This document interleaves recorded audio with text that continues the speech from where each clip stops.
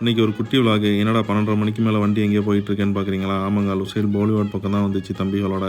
அரபிக்கு தெரியாமல் வண்டி எடுத்துகிட்டு வரோம், வெளியில் போயிட்டு வரோம்னு சொன்னோம். நம்மளும் அப்படியே கிளம்பி வந்தாச்சு. சரியான சேட்டை பிடிச்சா பயிலுவாங்க. வாட்டர் ஃபவுண்டனையே வாட்டர் பாட்டில் வச்சு அமுக்கிறானோ பாருங்க. இதில் இதுக்குள்ளே போய் விளாட போகிறான்டானுவோம். இதெல்லாம் உன் பிள்ளைய வளர்றதுவா அந்த பக்கம்னு சொல்லிட்டு ஏசியன் ஃபுட்பால் கிளப் ஃபங்க்ஷன் பார்க்கலான்னு வந்தாக்கா நம்ம வர்றதுக்குள்ளே முடிஞ்சிருச்சு.